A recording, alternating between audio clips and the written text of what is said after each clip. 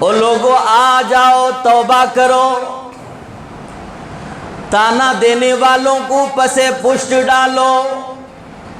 تمہیں یقین نہیں آتا خطیب کی بات پر نہ مانو، تمہیں خطیب کی بات ماننے کی ضرورت نہیں، مولانا کی بات ماننے کی ضرورت نہیں۔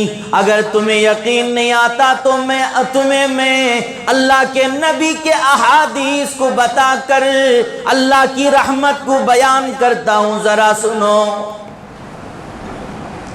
میرے آقا نے فرمایا تائب من الذنب کمن لا ذنب لہ، توبہ کرنے والا ایسا ہے، ندامت کرنے والا ایسا ہے، آنسو بہا کر رب کے سامنے توبہ کرنے والا ایسا ہے گویا اس نے گناہ ہی نہیں کیا۔ ماں نے پوچھا یا رسول اللہ وضاحت فرمائیں کیا بات ہے؟ سمجھانے کے لیے میرے آقا نے یوں فرمایا عائشہ، اللہ کی رحمت یوں برس رہی ہے، یوں برستی ہے اس رات میں، اللہ تعالیٰ بنی کلب کی بکریوں کے بالوں کے برابر، ان بالوں سے بھی زیادہ اپنے بندوں کو جہنم سے نکال کر جنت میں داخلہ فرمائیں گے۔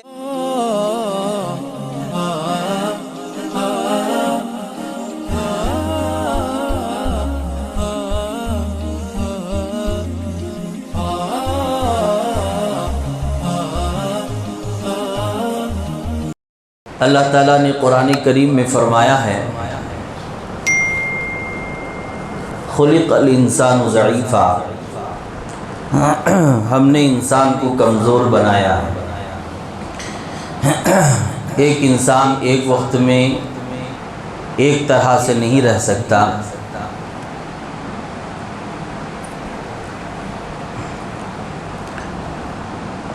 آواز کس وقت بیٹھ جائے گی یہ اللہ ہی کے علم میں ہے۔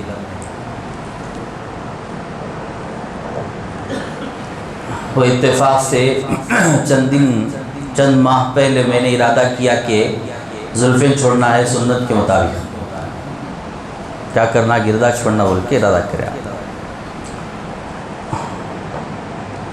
کیا ہے نعت پڑھے سستے ہدیہ ہے، جزاک۔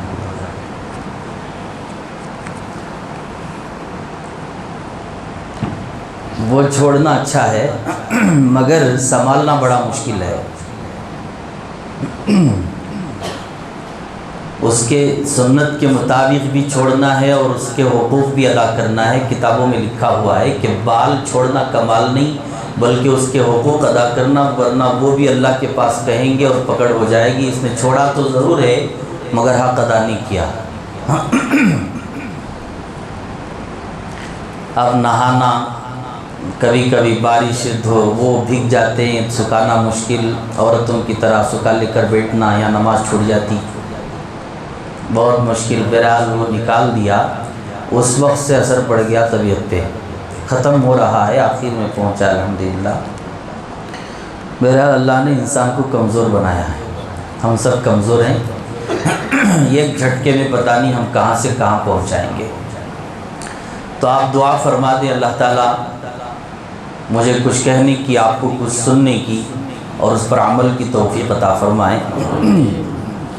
آواز کا بہترین رہنا کوئی ضروری نہیں ہے، الفاظ کا بہترین رہنا ضروری ہے۔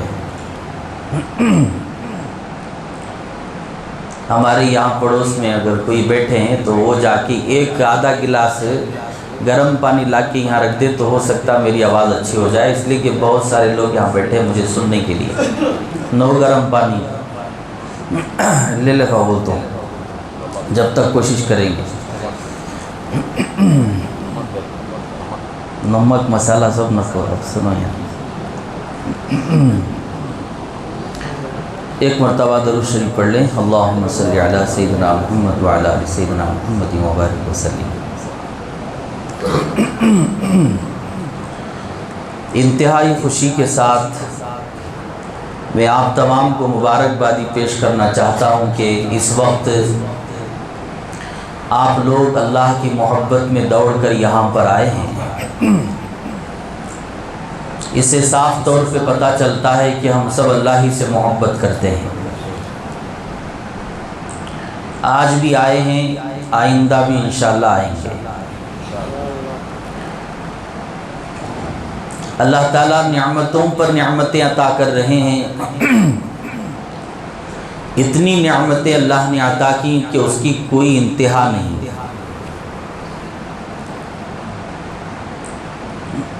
قرآن کریم میں اللہ تعالیٰ یوں فرماتے ہیں، اگر تم میری نعمتوں کو گنانا چاہو تو گن نہیں سکتے، اتنی نعمتیں اللہ تعالیٰ نے عطا کیا۔ انہی نعمتوں میں یوں سمجھیے کہ شب برات بھی ہے۔ شب برات کا مل جانا اس بات کی دلیل ہے کہ اللہ ہم سے راضی ہیں، راضی ہونا چاہتے ہیں۔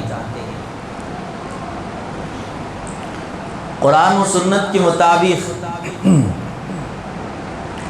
اللہ کے نبی صلی اللہ علیہ وسلم نے صاف طور پہ کئی احادیث کے اندر شب برات کا ذکر ہے، بہت لمبی تفصیل ہے۔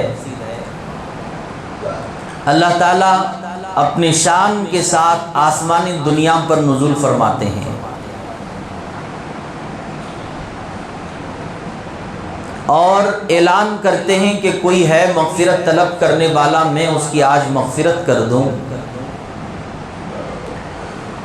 کوئی ہے بخشش مانگنے والا، میں آج اس کے گناہ معاف کر دوں۔ کون ہے جو 60 70 100 سال کے گناہ لایا ہے اور ندامت کے آنسو بہا رہا ہے، میں اس کے گناہوں کو معاف کر دوں۔ کون ہے جو بے اولاد ہے، اولاد مانگے میں اولاد عطا کروں۔ کون ہے جو بیمار ہے اور صحت مانگے میں صحت عطا کروں۔ اللہ کی جانب سے اعلان ہوتا ہے، بندہ اپنی حیثیت اور طاقت کے مطابق مانگتا ہے، اللہ اپنے شان کے مطابق بندے کو عطا کرتے ہیں۔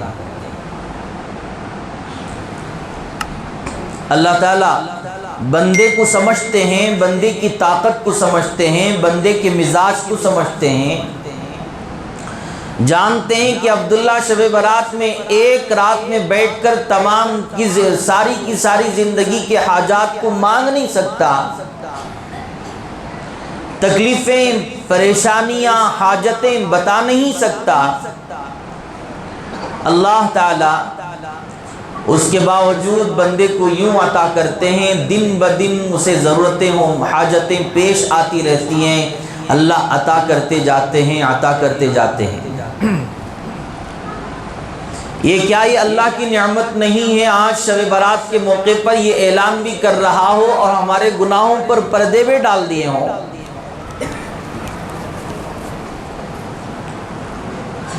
اگر اللہ تعالیٰ چاہتے تو ہمارے گناہوں سے عیبوں کا جو عیب پڑے ہیں، ہمارے جو زندگی کے حالات ہیں، اس سے پردے ہٹا دیتے تو ہم یہاں بھی نہیں پہنچ پاتے۔ انسانوں کے اندر، بندوں کے اندر، ہمارے اندر ایک طرح کا غرور ہے، تکبر ہے کہ ہم نے فلاں اعمال کر لیے، مگر اس بات کا وہ شکر ادا نہیں کرتا اور شکر ادا نہیں کرتی کہ اللہ نے کتنے عیبوں پر پردے ڈال دیے ہیں۔ اگر اللہ تعالیٰ پردے ہٹا دیں تو کوئی چہرہ نہ اٹھائے، کبھی وہ زندگی بھر آسمان کی طرف نہ دیکھے۔ وہ ستار العیوب معاف کرنے کا وعدہ کرنے کے ساتھ ساتھ یہ بھی کہتے ہیں کہ ہم تمہارے گناہوں پر پردے بھی ڈالتے ہیں،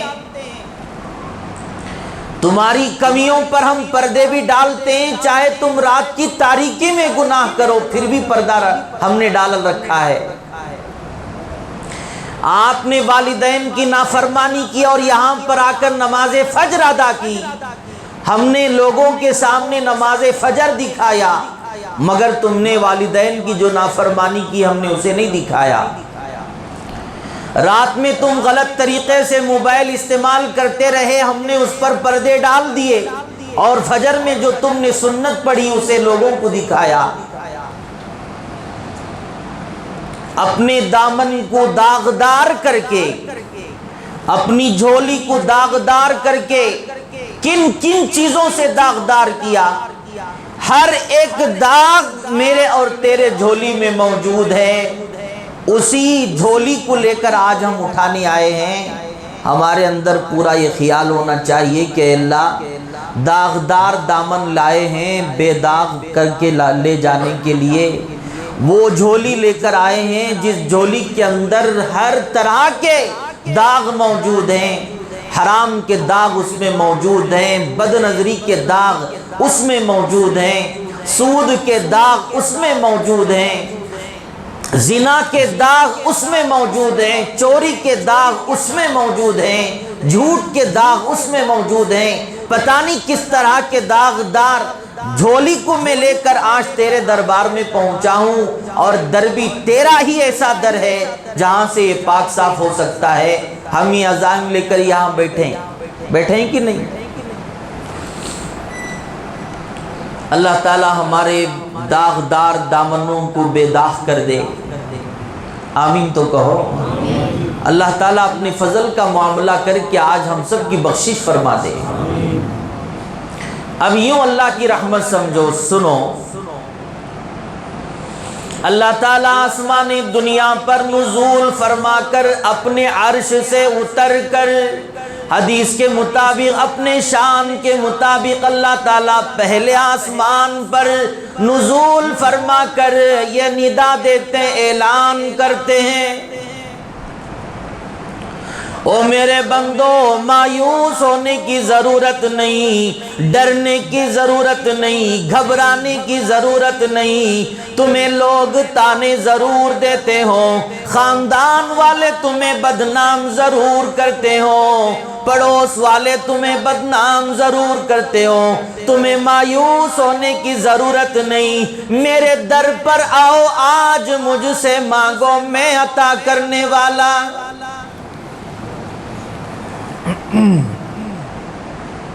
مجھے پتا ہے تو چھپ چھپ کر آنسو بہاتا ہے، مجھے پتا ہے تو چھپ چھپ کر سسکیاں لیتا ہے۔ آج دو آنسو میرے گھر میں بیٹھ کر تو بہا دے، میری عزت کی قسم، میری ذوالجلال کی قسم۔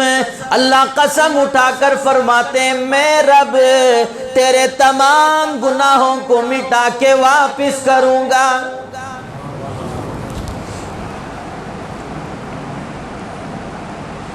بندے مایوس ہونے کی ضرورت نہیں، بندیاں مایوس ہونے کی ضرورت نہیں۔ لوگ آ کر شکایت کرتے ہیں، جوان آ کر رویا کرتے ہیں، لوگ آ کر روتے ہیں، کہتے ہیں ارے حضرت یہ بتائیے مجھ سے فلاں گناہ ہو گیا، کیا اللہ مجھے معاف کریں گے یا نہیں معاف کریں گے؟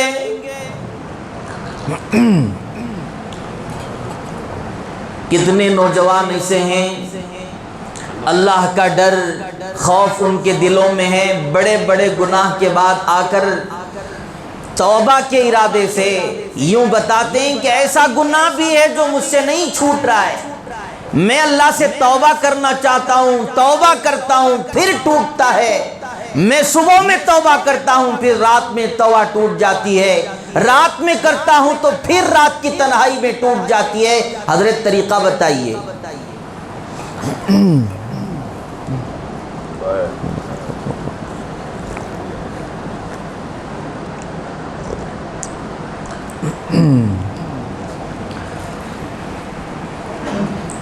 اللہ کا ڈر ہونے ہی کی وجہ سے لوگ آ کر یہ پوچھتے ہیں اور راستہ پوچھتے ہیں کہ کس طرح سے ہم اس راستے سے نجات پائیں۔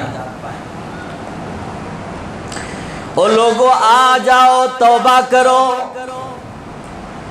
تانا دینے والوں کو پسے پشت ڈالو، تمہیں یقین نہیں آتا خطیب کی بات پر نہ مانو، تمہیں خطیب کی بات ماننے کی ضرورت نہیں۔ مولانا کی بات ماننے کی ضرورت نہیں۔ اگر تمہیں یقین نہیں آتا تو تمہیں میں اللہ کے نبی کے احادیث کو بتا کر اللہ کی رحمت کو بیان کرتا ہوں، ذرا سنو۔ میرے آقا نے فرمایا تائب من الذنب کمن لا ذنب لہ، توبہ کرنے والا ایسا ہے، ندامت کرنے والا ایسا ہے، آنسو بہا کر رب کے سامنے توبہ کرنے والا ایسا ہے گویا اس نے گناہ ہی نہیں کیا۔ کہو سبحان اللہ۔ توبہ کرنے والا ایسا ہے گویا اس نے گناہ ہی نہیں کیا۔ اللہ اس طرح پاک و صاف فرمائیں گے۔ اما عائشہ صدیقہ رضی اللہ تعالیٰ عنہ فرماتی ہیں ایک رات ہے، میری باری ہے، میرے حجرے میں امام الانبیاء آرام کر رہے ہیں۔ اچانک رات میں بیدار ہوتی ہوں تو دیکھتی ہوں بستر پر میرے آقا موجود نہیں، میرے شوہر موجود نہیں، محمد مصطفیٰ موجود نہیں۔ میں گھبرا گئی، اٹھی، دیکھتی ہوں، جائزہ لیتی ہوں میرے آقا کہاں چلے ہیں۔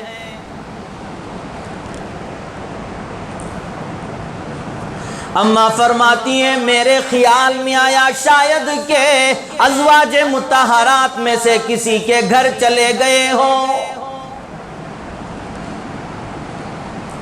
اماں عائشہ فرماتی ہیں میں اس ارادے سے خیال سے حجرے سے باہر نکلی اور میں دیکھنے کے لیے چلی تو دیکھا کہ اللہ کے نبی کسی کے گھر نہیں گئے ہیں، جنت البقیع پہنچے ہیں، قبرستان پہنچے ہیں، دعا کر رہے ہیں۔ اماں فرماتی ہیں میرے آقا کو میں نے جب دیکھا کہ قبرستان میں ہیں اور دعا کی حالت میں ہیں، اللہ سے کچھ مانگ رہے ہیں، بہت دیر تک اللہ سے مانگتے ہیں، بعد میں پھر پلٹ کر دیکھتے ہیں اماں کھڑی ہیں، عائشہ صدیقہ رضی اللہ تعالیٰ عنہ کھڑی ہیں۔ اللہ کے نبی بولتے ہیں عائشہ تم کیا سمجھتے ہو اللہ اور اس کا رسول تمہارے اندر تمہارے لیے کوئی خیانت کرتے ہو؟ عائشہ میں آج کسی بیوی کے حجرے پر گھر پر نہیں گیا، بلکہ میں تمہارے حجرے سے نکل کر آج جنت البقیع پہنچا ہوں اور میری امت کے مردوں کے لیے میں دعائیں کر رہا ہوں۔ اماں نے پوچھا یا رسول اللہ آج ہی یہاں آنے کی کیا ضرورت ہے؟ آپ نے فرمایا آج شعبان المعظم کی 15ویں رات ہے، آج اللہ تعالیٰ اپنے شان کے ساتھ آسمان دنیا پر نزول فرماتے ہیں۔ اللہ تعالیٰ بندوں کی بخشش کرنے والے ہیں، اس لیے میں میری امت کے بخشش کی دعا کر رہا ہوں۔ اور اللہ کے نبی نے خاص بات اس میں فرمایا عائشہ تم جانتے بھی ہو 15ویں رات کیا ہے؟ اس رات کے اندر اللہ تعالیٰ اپنی رحمت کو یوں برساتے ہیں، بارش کے قطروں سے بھی زیادہ اللہ تعالیٰ اس رات میں اپنے بندوں پر رحمت برساتے ہیں۔ اماں نے پوچھا یا رسول اللہ وضاحت فرمائیں کیا بات ہے؟ سمجھانے کے لیے میرے آقا نے یوں فرمایا عائشہ اللہ کی رحمت یوں برس رہی ہے، یوں برستی ہے اس رات میں، اللہ تعالیٰ بنی کلب کی بکریوں کے بالوں کے برابر ان بالوں سے بھی زیادہ اپنے بندوں کو جہنم سے نکال کر جنت میں داخلہ فرمائیں گے۔ اردو سمجھ میں نہیں آتا تم نا بولو سبحان اللہ واللہ، کتنی رحمت۔ اللہ اکبر، بتائیے بنی کلب کی بکریاں۔ فرماتے ہیں اللہ کے نبی عائشہ جانتی بھی ہو 15ویں رات کیا ہے؟ اور فرمایا بنی کلب کی بکریوں کے کھال پر جتنے بال ہیں اس سے بھی زیادہ اللہ تعالیٰ آج اپنے بندوں کی بخشش فرمائیں گے۔ بنی کلب کی بکریاں مشہور تھیں، وہ قبیلہ ایک تھا، قبائل ہوا کرتے تھے، الگ الگ قبائل ہمارے جیسے خاندان ہوا کرتے ہیں، اس زمانے میں بھی قبائل ہوا کرتے تھے۔ اس قبیلے میں یہ بات مشہور تھی کہ وہ بکریاں ہی بکریاں پالتے، ہر گھر کے اندر 150 200 بکریاں۔ ایک روایت کے مطابق کتابوں میں لکھا ہے کہ سارے گاؤں کے قبیلے کی بکریاں اگر ایک مرتبہ باہر نکل جائیں تو دائیں اور بائیں دونوں پہاڑوں کے درمیان کے وادی کو بھر دیتے تھے۔ اللہ اکبر کبیرہ۔ دونوں پہاڑوں کے درمیان جو حصہ ہوتا نا، اس حصے میں بھر جایا کرتے تھے وہ بکریاں۔ بولو سبحان اللہ۔ کوئی ہمت کر سکتا ہے کہ ایک بکری کے کھال پر بال ہوں تو وہ گنے؟ ہمارے سر میں جو بال ہیں وہ بھی ہم گن نہیں پاتے، لاکھوں بال ہوتے ہیں۔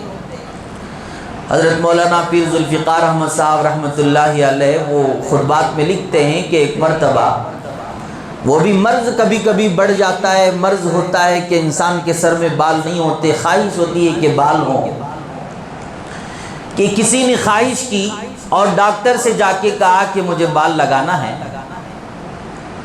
تو کہا کہ ایک بال کا $1 قیمت ہے، ایک بال کا قیمت $1۔ ٹھیک ہے، کتنے بال لگانا چاہتے ہو؟ جتنا خالی ہے نا حصہ وہ پورا بھرنا چاہتا ہوں۔ تو ڈاکٹر نے ایسا جواب دیا، یہ ہمت نہیں کر پائے، کہا کہ چلو 10,000 بال لگا دو۔ 10,000 بال لگا کر ڈاکٹر نے 10,000 بال لگائے اور انہوں نے $10,000 اسے دے دیے، پھر بھی سر پورا مکمل نہیں ہوا، ویسے ہی گنجے کی طرح ہے۔ تھوڑا سا حصہ ڈاکٹر نے لگایا اور کہا کہ $10,000 دے دو، اس لیے کہ 10,000 بال ہم تمہارے سر میں لگا چکے ہیں۔ اسے اندازہ لگائیے کہ تھوڑا حصہ ہو اور اس میں 10,000 بال ہوں۔ ایک سر، انسان کے سر کے بال کا اندازہ نہیں لگا سکتے تو ایک بکری کا لگاؤ اور وہ بکریوں کا، سارے قبیلے کے بکریوں کے اندازہ لگاؤ۔ بولو سبحان اللہ، کتنی بڑی بات ہے۔ اللہ تعالیٰ یوں رحمت فرماتے ہیں، یوں بخشش فرماتے ہیں۔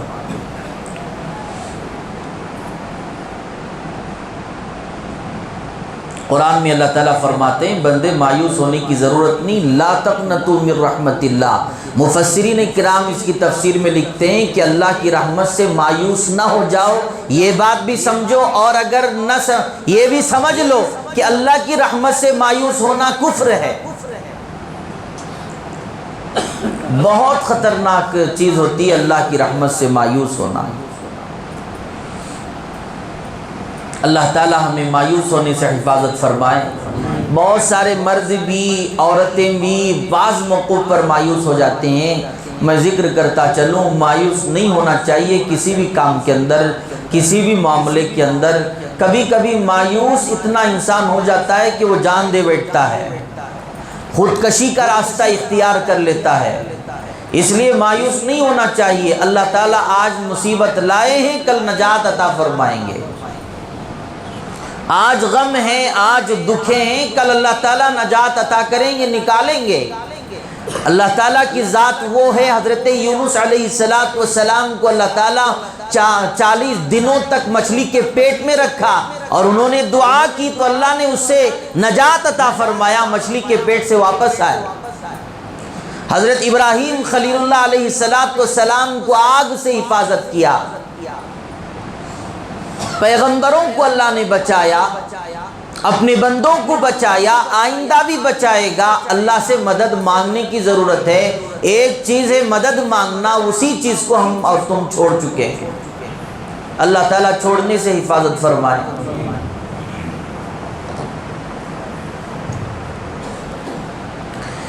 حدیث پاک کے اندر آتا ہے، اللہ کے نبی صلی اللہ علیہ وسلم نے ارشاد فرمایا، الدعاء مخ العبادہ، دعا عبادت کا مغز ہے۔ ایک اور حدیث میں اللہ کے نبی نے فرمایا الدعاء سلاح المؤمن وعماد الدین ونور السماوات والارض۔ لوگوں، ملک کے حالات سے مایوس ہونے کی ضرورت نہیں، شہر کے حالات سے مایوس ہونے کی ضرورت نہیں، اپنے پڑوس کے ظالموں سے تم مایوس ہونے کی ضرورت نہیں۔ آؤ میں اللہ کے نبی کی حدیث کو بتاتا ہوں، تمہیں ہتھیار اٹھانے کی ضرورت نہیں، آؤ میں آقا کے ہتھیار کو تمہیں بتاتا ہوں۔ آپ نے فرمایا دعا مومن کا ہتھیار ہے، دین کا ستون ہے، زمین و آسمان کا نور ہے۔ اگر کوئی اللہ کے دربار میں ہاتھ اٹھاتا ہے گویا وہ ظالموں کے حق میں ہتھیار اٹھا رہا ہے۔ تم ہاتھ اٹھاؤ، جو بھی بولنا ہو اللہ کو بولو، مانگنا ہو اللہ سے مانگو۔ ایک وقت آئے گا اللہ عطا کریں گے۔ ملک کے حالات ایسے ہیں کہ سب کچھ آئے دن اخبارات کے اندر واٹس ایپ پہ پھیلنے والی اور گردش کرنے والی خبروں کو دیکھ کر دل بے چین رہتا ہے کہ کریں تو کیا کریں، کریں تو کیا کریں۔ حالات اس طرح بنے ہوئے ہیں، کچھ نہیں کر سکتے، جو کرنا ہے وہ اکابرین کر رہے ہیں۔ ہمارا یہ ہے کام ہے کہ ہم اللہ کے لیے اللہ کو مانگیں، اللہ سے اللہ کو مانگیں اور اللہ سے مدد حاصل کریں، تب جا کے حالات انشاءاللہ تعالیٰ درست ہو جائیں گے۔ مانگیں گے بھی انشاءاللہ تعالیٰ۔ ایک سوال پیدا ہوتا ہے میرے بھی اندر، آپ کے اندر بھی، عورتیں بھی، مردیں بھی، سب یہ سوال، ارے ہم اتنا مانگ رہے مگر عطا کیوں نہیں ہو رہا ہے؟ کسی نے کہا کہ امام حرم بیت اللہ کے سامنے کھڑے ہو کر مانگ رہا ہے، پھر اللہ کیوں نہیں سن رہا ہے؟ بیت اللہ میں کھڑے ہو کر اللہ کے گھر میں حجر اسود کے سامنے اور بیت اللہ کو لپٹ کر اور اس کے طواف کو پکڑ کر پکارا جا رہا ہے، مگر اللہ کیوں نہیں سن رہا ہے؟ حرم مکی کے اندر اللہ کو پکارا جا رہا ہے، حرم مدنی کے اندر اللہ کو پکارا جا رہا ہے، تنہائیوں میں اللہ کو پکارا جا رہا ہے، اجتماعی پکارا جا رہا ہے، انفرادی پکارا جا رہا ہے، مگر کیوں نہیں دعائیں قبول ہو رہی ہیں؟ خدا کی قسم ایسا ہو ہی نہیں سکتا کہ اللہ دعا قبول نہ کریں۔ اللہ قبول کر رہے ہیں، قبول کر رہے ہیں، ہمیں پتہ نہیں چل رہا ہے کہ کس انداز سے کر رہے ہیں۔ اللہ اگر دعائیں قبول نہیں کرتے تو بتاؤ، رات کی ہماری تنہائیاں اس طرح گناہوں میں گزر رہی ہیں، اگر دعائیں قبول نہ ہوتی تو صبح تک ہمارے حدیث کے مطابق ہمارے چہرے صبح تک بندر کے چہرے ہو جانا چاہیے تھا، ہمارے چہرے خنزیر کے چہروں میں بدل جانا چاہیے تھا۔ یہ دعائیں قبول نہیں ہو رہی ہیں تو اور کیا ہو رہا ہے؟ اللہ سے مانگ رہے، مانگنے والے امت کے لیے آنسو بہانے والے بہا رہے ہیں، جس کی بدولت اور اللہ کے نبی صلی اللہ علیہ وسلم کی امت ہونے کی وجہ سے، وہ فضیلت اللہ کے یہاں ہونے کی وجہ سے اللہ عذابات کو روک رکھیں۔ عبداللہ مسجد محمد میں بیٹھ کر اللہ سے مانگا، عبد الرحمن مکان میں بیٹھ کر تنہائی میں اللہ سے مانگا، اور یہ کہہ رہا ہے کہ شاید میری دعا قبول نہیں ہوئی۔ ارے ایسا نہ کہو، میرے اور آپ کے آقا صلی اللہ علیہ وسلم نے فرمایا تمہیں پتہ بھی نہیں چلتا، اللہ دعائیں قبول کرتے رہتے ہیں۔ بیٹھو، تمہارے مائک سے بیان کرنا سو یہاں سے آواز آتی ہے، سنو بند کرا، رکھو بیٹے، چھوڑ رکھ دار۔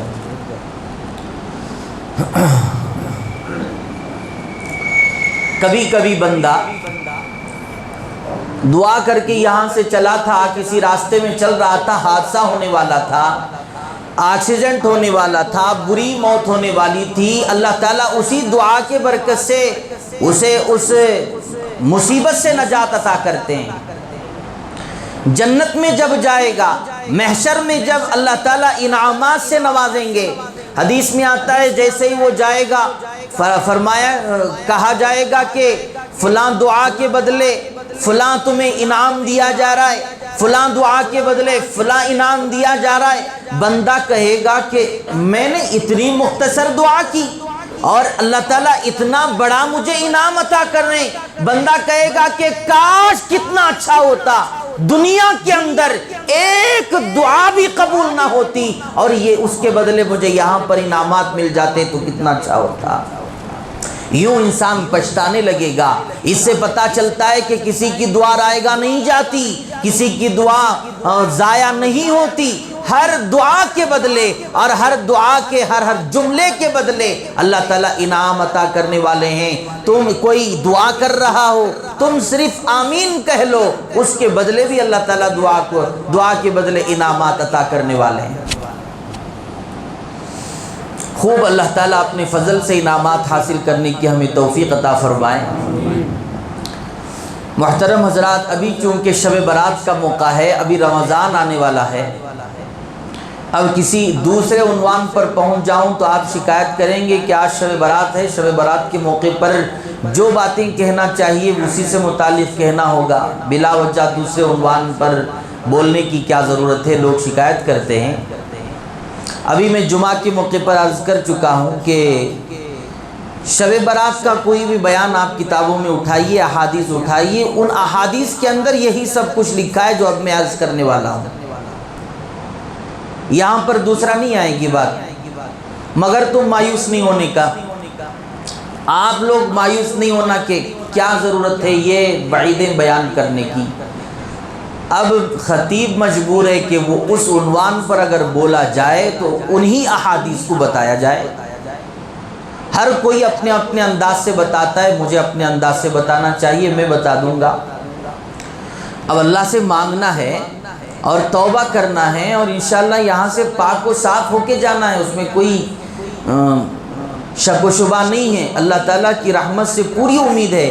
اللہ تعالیٰ بڑے بڑے گنہگاروں کو معاف کر دیے تو ہم کو بھی معاف کر دیں گے انشاءاللہ تعالیٰ۔ بولو انشاءاللہ تعالیٰ۔ کیسے کیسے گنہگاروں کو؟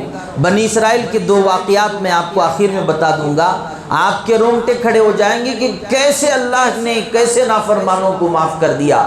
ہمیں کیوں نہیں معاف کرتے؟ اللہ سے امید ہے اللہ ہمیں بھی معاف کر دیں گے، اور ہم اللہ سے کہیں گے کہ اللہ جب تک آپ ہمیں معاف نہیں کریں گے ہم گھر سے یہاں سے نہیں نکلیں گے، آپ کے در سے نہیں نکلیں گے۔ تو بہرحال ابھی انہی احادیث کو میں مد نظر رکھ کر چند باتیں عرض کر دیتا ہوں تاکہ میرے اندر بھی آپ کے اندر بھی کچھ تبدیلی آ جائے۔ اور دوسری بات یہ ہے کہ انشاءاللہ تعالی رمضان کے آنے تک ہم ان گناہوں سے بچ جائیں۔ اس ارادے سے میں بھی بولتا ہوں، آپ بھی سنیں گے انشاءاللہ، سنیں گے انشاءاللہ تعالی، مایوس ہو کر نہ سنیں، بیزار مت ہو جائیں، سنیں، اس سے فائدہ ہوگا انشاءاللہ تعالی۔ ہمارے بزرگوں نے بھی بتایا ہے کہ بلا وجہ وعیدیں بیان نہ کرو امت کے سامنے۔ اب عنوان ہی ایسا ہے کہ ہم اگر بتائیں نہیں تو پھر ناقص رہ جاتا ہے، اور اگر بتا دیں تو امت مایوس ہو جاتی ہے، اسی لیے میں پہلے ہی عرض کر رہا ہوں۔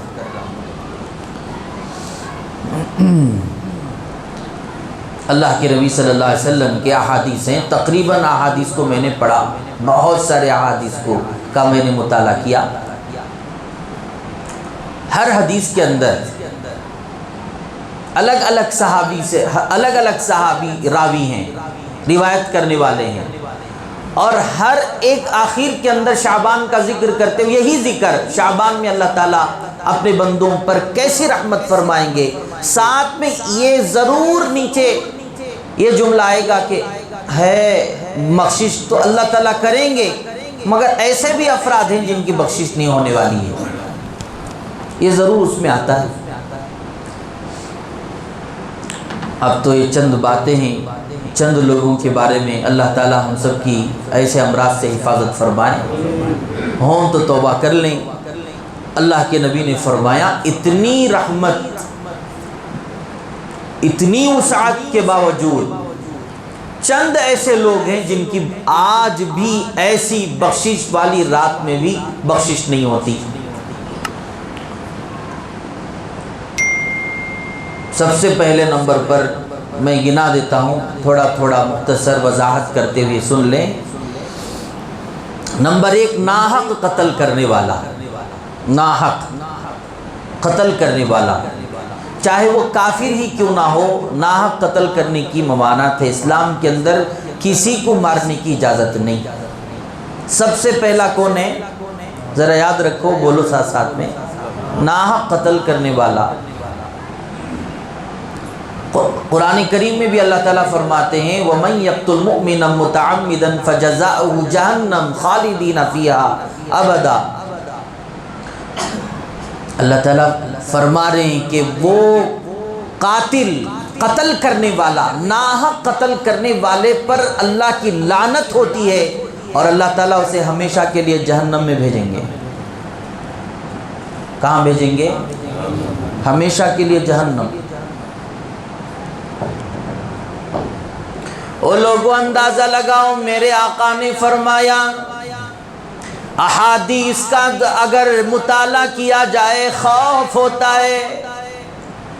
میرے دل میں، تیرے دل میں خیال آ رہا ہے ہم نے کب لوگوں کا قتل کیا، چلو ہم اس سے بری ہیں۔ اللہ کے نبی نے فرمایا قتل المؤمن اعظم عند اللہ من زوال الدنیا۔ آپ علیہ السلام نے ارشاد فرمایا ایک مومن کا قتل کیا جانا اللہ تعالیٰ کے نزدیک ساری دنیا کے ختم ہو جانے سے بھی زیادہ بڑی بات ہے۔ ساری دنیا کے ختم ہو جانے سے بھی زیادہ بڑی بات ہے ایک مومن کا قتل کیا جانا۔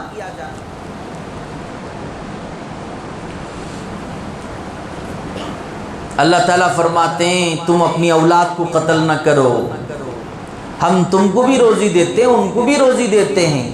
ہم بڑے لوگوں کا قتل نہیں کرتے، اکثر اپنے ہی بچوں کا قتل کرتے ہیں۔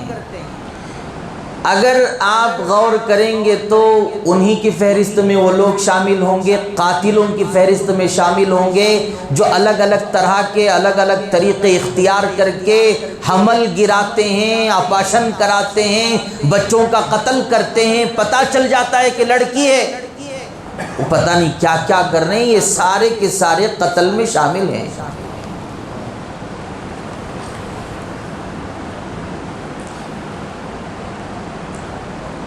باپ کو پتا چلا پیٹ میں بیٹا نہیں ہے، بیٹی ہے، ظالم باپ ڈاکٹر کے پاس پہنچ کر سرجری کراتا ہے، اسے زندے کو نکالتا ہے، اس کا قتل کروا رہا ہے، پیسے دے دے کر حمل گرا رہا ہے، پیسے دے دے کر اولاد کا قتل کرا رہا ہے۔ او لوگوں انصاف سے بتاؤ، کیا اللہ تعالیٰ قاتلین میں ان کو نہیں جمع کریں گے تو کہاں جمع کریں گے؟ ارے بیٹی ہے وہ آئے گی، اپنا رزق لے کر آئے گی، تجھے ابو ابو کہہ کے پکارے گی، وہ بھی اپنی زندگی گزار کر دنیا سے جائے گی۔ جب اللہ نے فیصلہ کر دیا کہ تجھے بیٹی ہونا ہے تو تجھے قتل کرنے کی کیا ضرورت ہے؟ بہت سارے لوگ ایسے ہیں شادی کے بعد میں وہ پتہ نہیں کیا کیا ان کے خیالات ہوتے ہیں۔ آج کل کے نوجوان لڑکے اور لڑکیوں کے شادی کے بعد کہتے ہیں کہ ابھی بچے کی کیا ضرورت ہے، ابھی تو 1 سال ہوا نکاح ہو کے، ابھی چلو گزارو، 1 سال گزر جائے، دوسرا سال گزر جائے، انجوائے کریں گے، پتہ نہیں مزے اڑائیں گے، کہاں کہاں جانا ہے، آنا ہے، فلاں فلاں، اور ارادہ کر کے اور جم کر محنت کر کے اسے بچوں کو گراتے ہیں، حمل گراتے ہیں۔ ایک عرصہ گزر جاتا ہے، 1 سال گزر گیا، دوسرا سال گزر گیا، تیسرے سال پر پہنچتے ہیں تو اب میاں بیویاں آپس میں بولتے ہیں کہ چلو بھائی اب اولاد ہونا چاہیے، گھر ویران پڑا ہے، قبرستان کی طرح لگ رہا ہے، اب گھر قبرستان کی طرح لگ رہا ہے، اب ہمیں چاہیے کہ اولاد کے لیے دعا کریں۔ کبھی کبھی اللہ ناراض ہو جاتے ہیں۔ 2 سال اس نے پلاننگ کیا، میاں اور بیوی نے دونوں مل کر قتل کیے، اور وہ طریقے اختیار کیے اور اولاد کا انکار کرتے رہے، اللہ فیصلہ کرتے ہیں اولاد عطا کریں، ہم انکار کرتے جاتے ہیں۔ ایک طرح سے اصرار ہے، ایک طرف انکار ہے، اللہ یوں ناراض ہو گئے، ہمیشہ کے لیے ان کو اولاد سے محروم کر دیا۔ کتنے ایسے لوگ ہیں آ کے روتے ہیں، ہم نے شروع میں فیملی پلاننگ پتہ نہیں کون سی بیماریاں ہم نے اختیار کر رکھا تھا اور مصائب میں مبتلا ہو گئے اور آج ہم اولاد سے محروم ہیں۔ بولتے کہ نہیں بولتے؟ اب یہ وضاحت کر رہا ہوں میں سمجھے، قتل کرنے والا ناحق قتل کرنے والے کو اس رات میں اگر بخشش نہیں ہو رہی ہے تو وہ بھی قاتلین میں شمار ہے۔ اللہ اس مرض سے ہمیں بچنے کی توفیق عطا فرمائے۔ دوسرے نمبر پر فرمایا وہ شرک کرنے والا۔ نہ شرک کرنا گویا کہ اللہ کے ساتھ کسی کو شریک کرنا ہے، صاف طور پہ اللہ کے ساتھ شریک کرنے والے کو اللہ تعالیٰ معاف نہیں کریں گے۔ بہت بڑا گناہ ہے شرک۔ دنیا کے اندر، کائنات کے اندر سب سے بڑا اگر کوئی گناہ ہے تو وہ شرک ہے، اس سے بڑھ کر کوئی گناہ ہے ہی نہیں۔ سمجھتے؟ سب سے بڑا کتنا بڑا گناہ بولے تو اس سے بڑھ کر کوئی گناہ ہے ہی نہیں کائنات کے اندر۔ وہ سب سے بڑا گناہ اللہ کے ساتھ شرک کرنا، کسی کو شریک ٹھہرانا، اس سے بھی بچنا ہے۔ اللہ تعالیٰ ہم سب کو شرک سے بچنے کی توفیق عطا فرمائے۔ اب وضاحت کروں تو بہت لمبی تقریر ہو جائے گی۔ تیسرے نمبر پر مسلمان کے بارے میں کینہ رکھنا۔ وہ کینہ رکھنے والے کی بھی بخشش نہیں ہوتی۔ آسان طریقہ یہی ہے، کینہ، بغض جسے بولتے ہیں، حسد، یہ کینے ہی کی وجہ سے بیماریاں پیدا ہوتی ہیں، دل میں بھی امراض ہوتے ہیں۔ جیسا سر میں درد ہوتا ہے، پیٹ میں درد ہوتا ہے، سینے میں درد ہوتا ہے، پتہ نہیں کہاں کہاں درد ہوتا ہے، امراض ہوتے ہیں۔ جسمانی جس طرح امراض ہوتے ہیں اسی طرح روحانی امراض بھی ہوتے ہیں، جس کا دور کرنا ضروری ہے۔ جسمانی وہ امراض سے زیادہ جس طرح ان کی ہم فکر کرتے ہیں اسے دور کر دیں، اس سے نجات پائیں، ہم اس سے بھی زیادہ روحانی امراض سے نجات پانے کی فکر کرنا ہے اور اسے دور کرنا ہے۔ وہ حسد ہوتا ہے، کینہ ہوتا ہے، بغض ہوتا ہے، وہ کیا ہوتا ہے؟ وہ دل کے اندر خیالات اس طرح کے رہتے ہیں۔ اس لیے کبھی بھی کوئی معاملہ پیش آ جائے تو آپس میں رفع دفع کر لینا چاہیے، پھر بھی انہیں سلام کرنا چاہیے، ملاقات کرنا چاہیے، باتیں کرنا چاہیے، جس کی وجہ سے یہ ختم ہو جائے گا مرض، گویا کہ کینہ ختم ہو جائے گا۔ سنیں گے، ہمت کریں گے کہ ابھی دو چار حصوں ہمت کریں گے؟ ہمت کرو، سنو، اس سے بچنا چاہیے۔ سلام کرے تو جواب نہیں دیتا نا، گویا کہ کینہ ہے بول کر اس فیصلہ ہو۔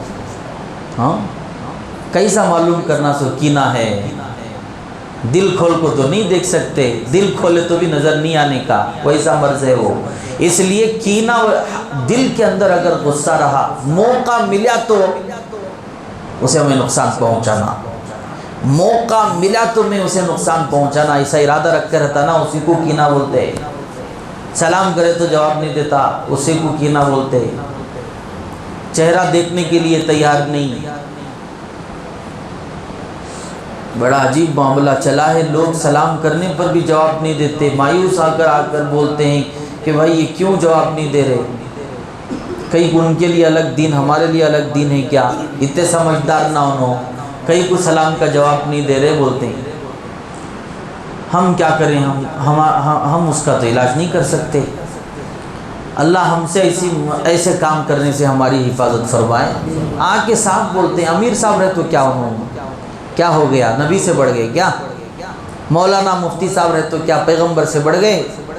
نبی صلی اللہ علیہ وسلم کی سنت ہے کہ آپ گلی سے گزرتے، معصوم بچے، نابالغ بچے کھیلتے تو اللہ کے نبی ان کو سلام کرتے، نبی سے بڑھ گئے؟ سلام کا جواب نہیں دیتے۔ سلام اگر کوئی کرے تو اس کا جواب دینا سامنے والے پر واجب ہوتا ہے۔ کیا ہوتا ہے؟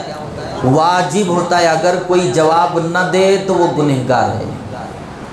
جواب تو فرشتے دے دیں گے، مگر جو نہیں دیا وہ تو صراحتاً پورے طور پر گنہگار ہوگا جو جواب نہیں دیتا۔ میں وضاحت کرتا چلوں اس سے بھی تاکہ ہم بچیں کہ بہت سارے لوگ سلام کرے تو ایسا خالی ایسا منہ کر کو بولتی کئی کو جواب دیے نہیں تو میں دل میں دیا سو جواب کہاں دیا سو میں دل میں دیا سو جواب. ہاں اللہ حفاظت فرمائی. کس طرح بتائیں لوگ ہم زبان سے سلام کرنا سو سامنے والا دیتا سو جواب دل سے انصاف اس کیا ہو. سامنے اگر موجود ہے سلام کیا گیا تو جیسا سلام کیا گیا ہے ویسا جواب دینا سامنے والے پر واجب ہے. منہ کھول کے دینا. منہ کھولنے سے موتیاں نہیں جھڑتے. ہاں اگر دور ہے چاہتا ہے کہ اسے سلام کروں وہاں کھڑا ہے عبداللہ وہ میرے اوپر نظر کر رہا ہے میں اسے کہا کہ السلام علیکم وہ سمجھ گیا وہ بھی ہاتھ اٹھا لیا کہا کہ وعلیکم السلام ورحمۃ اللہ وہ ٹھیک ہے. گاڑی میں جا رہے ہیں اشارہ کر دیے اس نے بھی اشارہ کیا وہ بھی ٹھیک ہے. سامنے رہے تو جواب دینے میں کیا بیماری ہے. ذرا دل سے کھانا کھا لو دیکھیں گے دل سے جواب دے تم بولتے ہیں نا دل سے کھانا کھاؤ دل سے پانی پی لیو زبان سے کئی کو پی رہے. ایک موٹی بات ہے سمجھنے کی بات ہے کبھی بھی ایسا نہیں کرنا چاہیے. سامنے والا ناراض ہو جائے گا. کبھی تم خالہ کے گھر گئے خالہ تمہارے گھر آئے خلیبہ تمہارے گھر آئے رشتے سلام کرے اب جواب نہ دے تو سامنے والا ناراض ہوگا تو نہیں کیا ہوگا وہ دل میں دے لیا بولے تو یہ ہونے کا نہیں. یہ خلاف سنت عمل ہے. اس لیے ہمیں چاہیے کہ زبان کھول کے بولیں. میں صاف صاف عرض کر رہا ہوں کون کتنے بڑے رہے تو بھی سب کے لیے دین قرآن حدیث سب کے لیے کیا ہے ایک ہی چک. رات میں رہ تو بھی ایک ہی چک دن میں رہ تو بھی ایک ہی چک مسجد میں رہ تو بھی ایک ہی چک باہر رہ تو بھی ایک ہی چک. ایم ایل اے بن گیا تو الگ کیا اسے انہیں کیا بن گیا تو بھی اپنی جگہ ہے مگر اللہ کے قرآن اور حدیث کے شریعت کے سامنے کوئی بھی ہو مائی کا لال دنیا میں سب کو گھٹنے ٹیکنے پڑتے ہیں شریعت کے سامنے. کوئی بھی تعریف نہیں کر سکتا اپنے طرف سے کوئی بھی کام نہیں کر سکتا. تو بہرحال یہ کینے کے بارے میں عرض کیا اور شرک کے بارے میں. تو چوتھے نمبر پر ہے قطع تعلق کرنا بلا وجہ رشتے توڑ دینا گھر میں رشتہ داروں کو دور دور رکھ دینا سلام بھی نہیں کرنا یہ سب کرتی نا اسے بھی قطع تعلق بولتے ہیں. بلا وجہ تعلقات توڑتی نا اسے قطع تعلق بولتے ہیں. اللہ اس سے اتنا ناراض ہوتے ہیں کہ ایسی راتوں میں بھی اس کی بخشش نہیں ہوتی. دیکھو کتنا بڑا گناہ ہے. میں بھی اور آپ بھی ذہن میں رکھنا کہ نہیں بولو موٹے موٹے باتوں میں ہم سمجھتے ہیں حدیث کو کہ قطع تعلق کا اتنا خطرناک گناہ. غریب رہا تو کون کی میرا رشتہ داریش نہیں. مالدار رہا تو انہیں میرا رشتہ دار ہے وہ میرا پھوپھو کا لڑکا ہے فلاں ہے فلاں ہے. مالدار رہے تو سامنے بلا لے غریبہ رہے تو پھچک ڈھکلا لو رشتہ داریش نہیں میرا.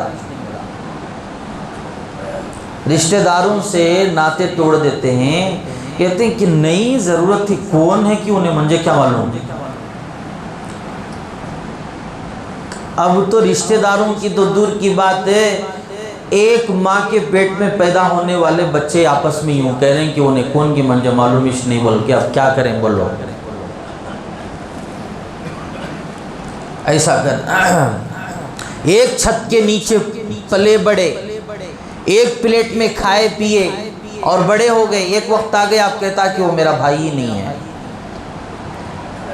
10 سال گزر گئے بھائی سے بات کرنے کے لیے. اسی کو قطع تعلق کہتے ہیں. بھائی ہم لوگوں کو چاہیے کہ شیطان سے کہیں کہ ارے تو کیا کرنا ہے کر میں آج جا کے میرے بھائی سے مل کے رہوں گا چاہے میری ناک کٹ جائے میری عزت چلی جائے. اللہ فرماتے ہیں ایسے معاملے میں اگر تم ذلیل ہونا چاہو تو پورے طور پہ ذلیل ہو جاؤ. میں اپنی عزت کی قسم کھا کے کہتا ہوں میں میری عزت سے تمہیں عزت عطا کروں گا. بولو سبحان اللہ. میری عزت سے میں عزت عطا کروں گا. ذلیل ہونا چاہو جاؤ ذلیل ہو جاؤ. اس معاملے میں عزت دینے والا میری طرف سے تمہیں عزت ملے گی.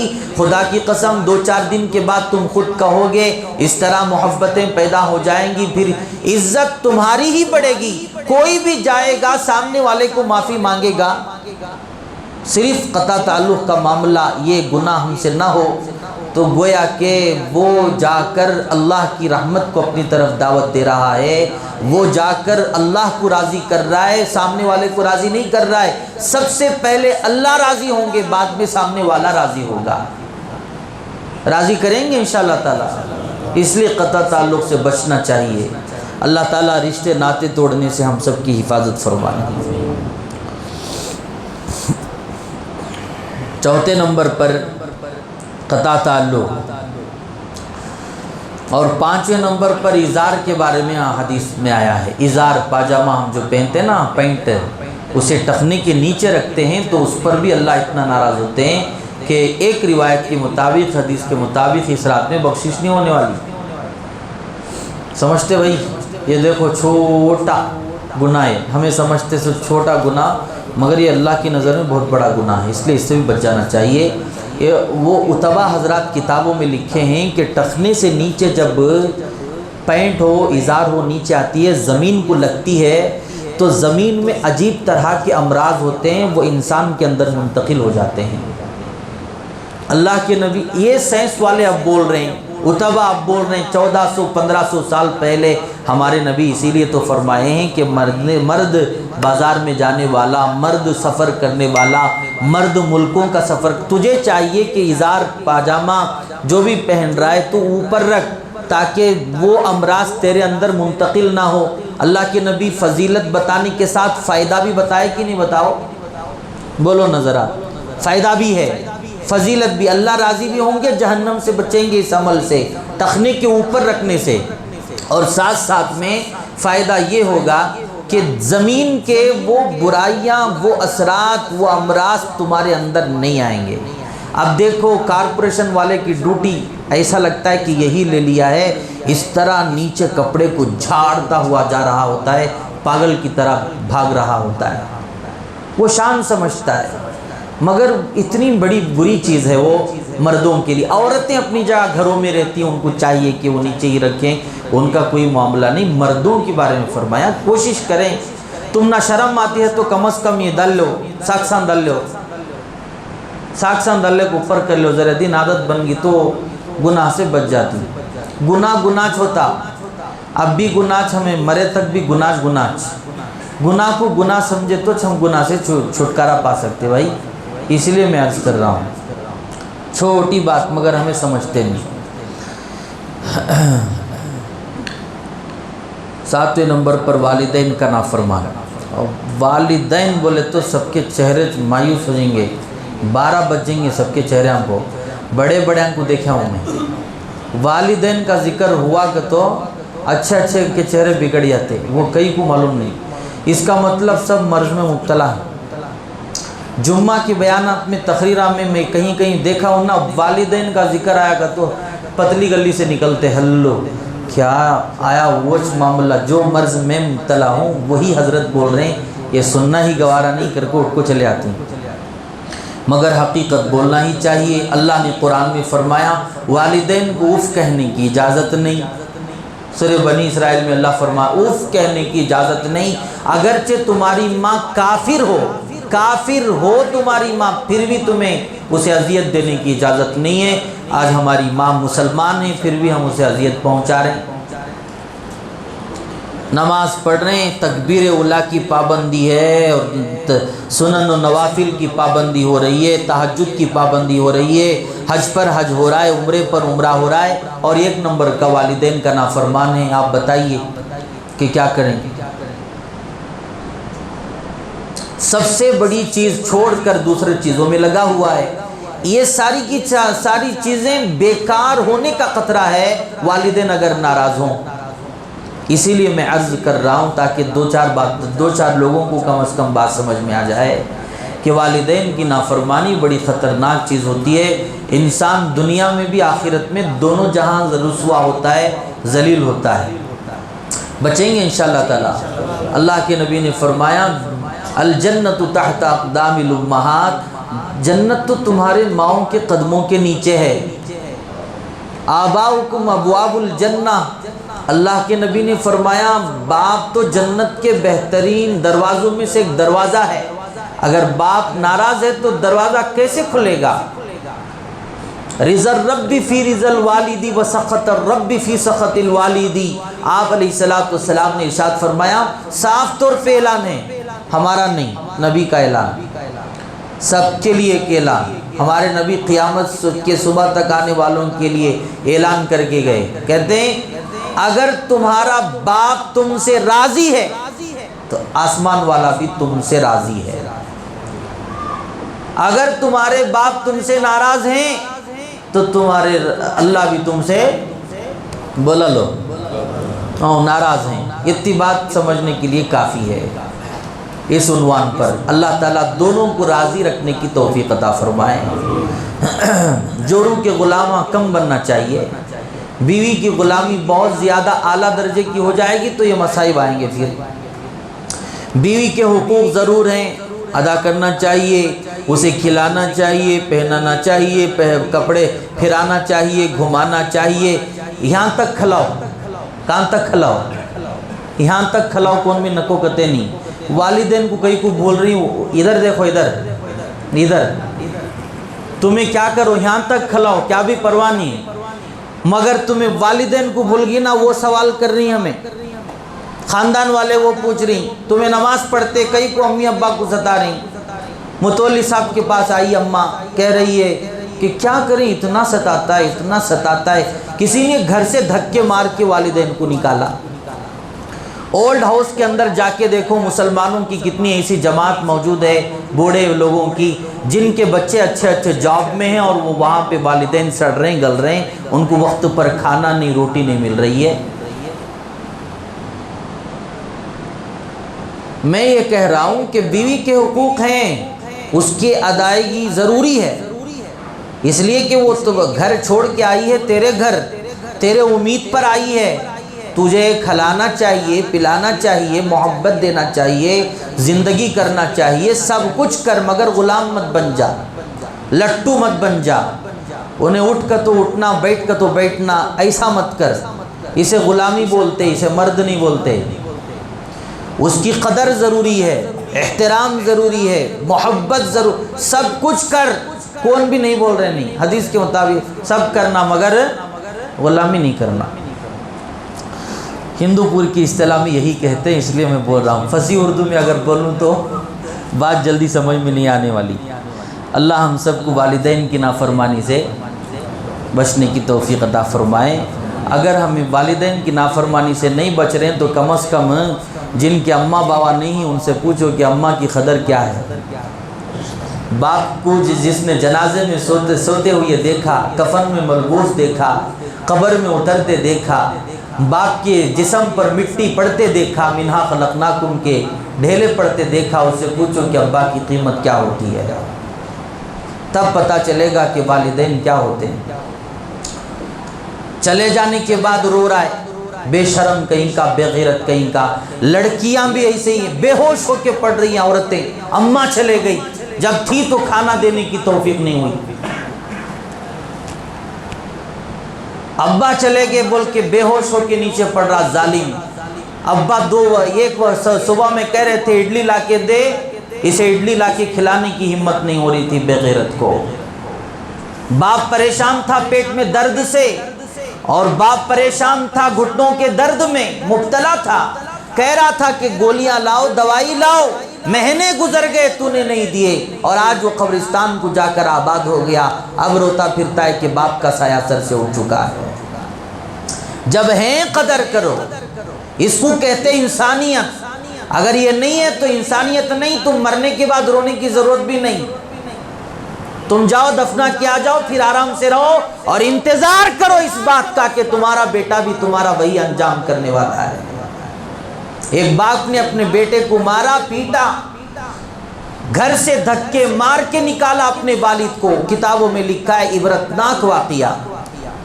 نکالا، نکال کر گھر سے نکالا، مارا، پیٹا، گلی سے گزر کر بازار سے ہوتے ہوئے اب ذلت اتنی اعلیٰ درجے کی کہ باپ کو کھینچ بھی رہا ہے، ساتھ میں پیروں سے بھی مار رہا ہے، اور جاتا جا رہا ہے بازار سے، لوگوں کی نظریں ادھر جمی ہوئی ہیں، اتنا رسوا کر رہا ہے۔ ایک مقام پر پہنچا پہنچنے کے بعد باپ کہنے لگا اپنے بیٹے سے، بیٹا بس کرو، اس لیے کہ میں نے بھی اپنے باپ کو یہاں تک مار کے لایا تھا، جیسے کرنی ویسے بھرنی، تم فرما برداری کرو گے تو تمہارے اولاد چند سالوں کے اندر رزلٹ ملنے والا ہے، 5-10 سال کے اندر۔ کیوں اتنے نافرمان؟ تم جو نافرمانی کر رہے تھے وہ تمہیں نظر نہیں آتا، اس لیے احادیث میں آتا ہے یہ گناہ اتنا خطرناک گناہ ہے کہ اللہ تعالیٰ دنیا کے اندر بھی عذاب دیں گے اور آخرت میں بھی عذاب دیں گے، ذلیل کریں گے، اسے رسوا کریں گے اگر کسی نے والدین کی نافرمانی کی ہے۔ میں ایک واقعہ بتا کر اس بات کو ختم کرتا ہوں، آگے چلتا ہوں۔ حضرت مولانا عبدالشکور صاحب دین پوری رحمۃ اللہ علیہ، ان کی کتابیں ہیں خطبات دین پوری بول کر، اگر پڑھنا چاہتے ہو تو پڑھو، اتنی اچھی کتاب ہے، بہت مشہور کتاب ہے، بڑے بڑے علماء سے پڑھتے ہیں۔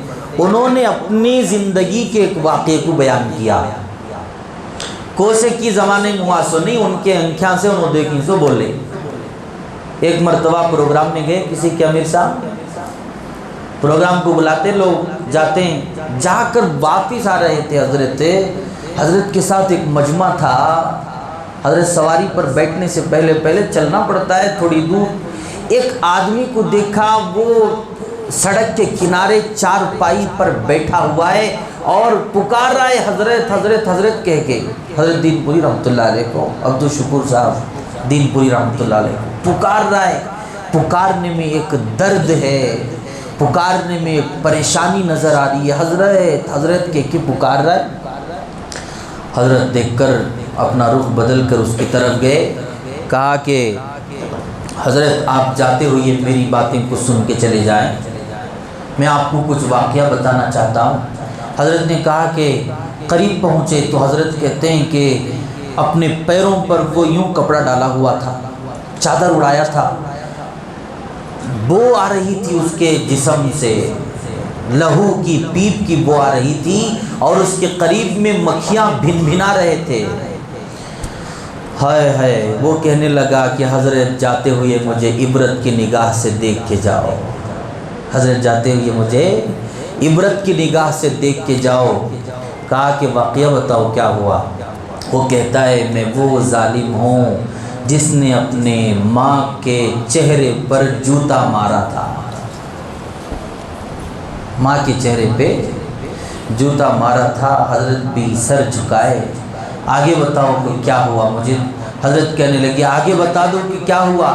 کہتے ہیں کہ حضرت معاملہ یہ ہے کہ میں جوان، شادی ہو گئی، سب کچھ ہو گیا، لیکن میں رات میں تاخیر سے آتا تھا، ایک وقت پولیس والوں نے مجھے خوب پیٹا، مجھے ماں کو پتہ چلا تو ماں رونے لگی۔ کہا کہ بیٹا تم ایسا کیوں کرتے ہو، رات میں گھر جلدی آ جایا کرو۔ میں رات میں 1 بجے 2 بجے آتا اور اپنے ہی طریقے سے آیا کرتا۔ ایک دن میں آیا اور آ کر اندر آیا اور کہنے لگا کہ مجھے روٹی کی ضرورت ہے۔ ماں کہنے لگی، ناراضگی کا اظہار کی، ماں تو اصلاح کرنا چاہتی ہے، ماں محبت میں مجبور ہو کر یہ باتیں کہتی ہے، باپ محبت میں مجبور ہو کر ایسے الفاظ کہتا ہے کہ تم اتنا تاخیر سے کیوں آتے ہو۔ باپ کو دشمنی نہیں رہتی اپنی اولاد سے، ماں کو دشمنی نہیں رہتی اپنی اولاد سے، وہ محبت اتنی اعلیٰ درجے کی ہوتی ہے کہ ماں اور باپ ایسے الفاظ کہنے پہ مجبور ہوا کرتے ہیں اور ظاہر کرتے ہیں، اظہار کرتے ہیں، غم غصے کا اظہار کرتے ہیں۔ وہ اسی طرح ماں نے بھی غم غصے کا اظہار کیا، تم اتنی رات میں آئے ہو اور ہم جب سو رہے ہوتے ہیں اس وقت تم روٹی مانگا کرتے ہو۔ اس طرح کہنے لگے، میں غصے کے عالم میں تھا، بہت مجھے غصہ آ گیا، مجھ سے یہ غلطی ہو گئی کہ میں نے جوتا اٹھایا اور میں نے مار دیا چہرے پہ۔ جیسے ہی میں نے مارا، دونوں ہاتھ میری والدہ نے یوں ہاتھ اٹھائے اور کہا کہ اے اللہ، جب میرے بچے کے ہاتھ سے آپ نے جوتے کھلائے اور مجھے اتنا رسوا کر دیے تو اب میں اس دھرتی پر رہنا بھی نہیں چاہتی، مجھے آج ہی موت دے دیجئے۔ کیا کر دیجئے؟ مجھے آج ہی موت دے دیجئے۔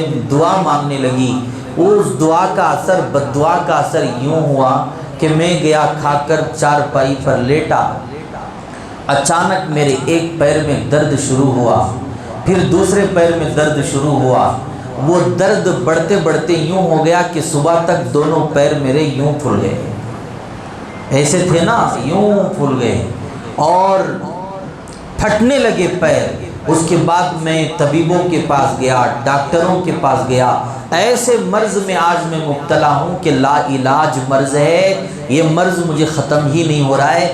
دیکھو یہ سامنے کے مکانات یہ میرے تھے، یہ دکان میرے تھے، میرے بیوی بچے بھی مجھ سے جدا ہو گئے، میرے خاندان والے بھی مجھ سے دور ہو گئے، مجھے ایک وقت کی روٹی اس وقت کوئی ڈالنے کے لیے تیار نہیں ہے۔ گاؤں میں لوگ چلتے پھرتے مجھے دیکھتے ہیں اور والدہ کی نافرمان کے والدین کا نافرمان سمجھ کر میرے قریب بھی نہیں آتے۔ کسی وقت کسی کو رحم آتا ہے تو کوئی روٹی لا کر کسی پلیٹ میں رکھ کر نہیں دیتا، بلکہ روٹی کو یوں میرے پاس پھینک کر چلا جاتا ہے۔ حضرت مجھے عبرت کی نگاہ سے دیکھو، میں وہ ظالم ہوں جس نے اپنی والدہ پر اتنا ظلم کیا۔ میرے عزیزوں پیاروں نوجوانوں، جب ان کی آہیں لگتی ہیں تو بڑا خطرناک معاملہ ہوتا ہے۔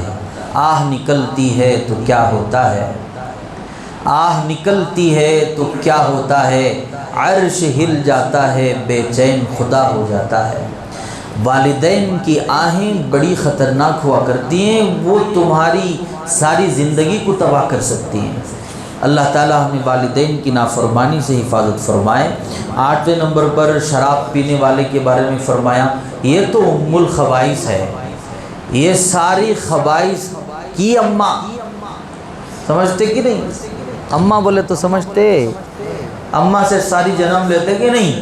اسی طرح سارے برائیوں کی ماں، سارے خبائث کی ماں یہی ہے شراب۔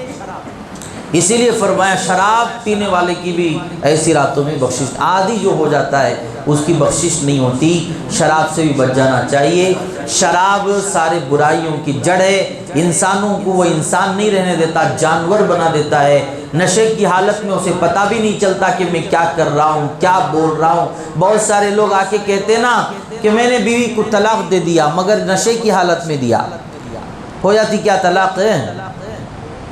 آ کے بولتی سو کیا طلاق دے دیا مگر میں تو شراب کی حالت میں تھا اس لیے میں دے دیا، غصے میں بول دیا۔ او مسئلہ یہ سمجھو، شراب کی حالت میں تو تھا، بیوی کو طلاق دیا، خیال تو تھا نا تجھے، مجھے خیال نہیں تھا، تجھے خیال نہیں تھا تو گھر میں اماں تھی، اماں کو کہیں کو طلاق نہیں بولیا، گھر میں بہن تھی، گھر میں بہن کو طلاق کہیں کو نہیں بولیا، گھر میں خالہ تھی اسے طلاق کہیں کو نہیں بولیا، بھائی تھا اسے طلاق کیوں نہیں بولا؟ سیدھا بیوی کو طلاق طلاق طلاق کہنا تو بیوی کو ہی تو کہا ہے۔ اسی لیے فقہا کہتے ہیں اگر نشے کی حالت میں بھی اگر کوئی بیوی کو طلاق پکار دے پھر بھی طلاق پڑ جائے۔ ارے بھائی سنتے کہ نہیں سنتے؟ نشے کی حالت میں بول دینا بھی طلاق ہے۔ اگر کوئی طلاق طلاق طلاق کہہ دیا گویا کہ اس نے 3 گولیاں مار دیا، بس ہو گیا ختم، اب اس کی بیوی اس کے لیے حرام ہے۔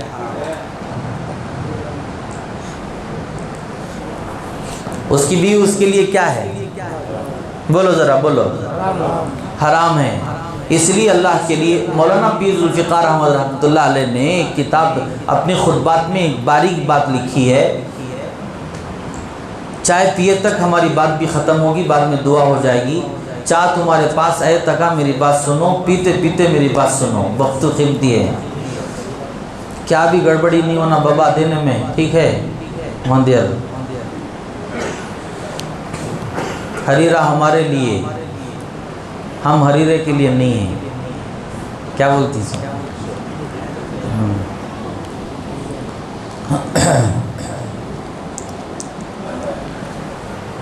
ایسے شرمناک واقعات شراب سے متعلق پیش آئے۔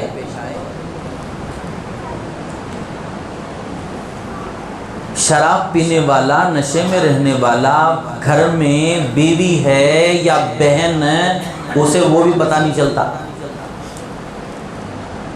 مسلمانوں کے گھروں کے اندر ایسے واقعات پیش آئے، ہم سر کہاں اٹھائیں آپ بتائیے؟ اصلاح معاشرہ کے عنوانات پر اتنے جلسے ہو رہے ہیں، اتنے پروگرام ہو رہے ہیں، پروگرام پہ کیا ہو رہا ہے؟ یہ تباہی نہیں ہو رہی تو کیا ہو رہا ہے؟ معاشرہ اتنا بگڑا ہوا ہے کہ شراب کی حالت میں انسان گھر آ رہا ہے، ظالم پڑوس میں پریشان کر رہا ہے، فرعون بن کے بیٹھا ہوا ہے، آ کے شراب پینا گناہ، ساتھ میں اوپر سے چیخنا چلانا یہ گناہ، ساتھ میں دوسروں کو گالیاں دینا یہ گناہ، اور دوسروں کو تکلیف پہنچانا گناہ، دوسروں کو وہ جو بدبو نکلتی ہے، وہ بدبو جو نکلتی ہے اس سے جو کچھ پریشان ہوتے ہیں وہ بھی گناہ ہے۔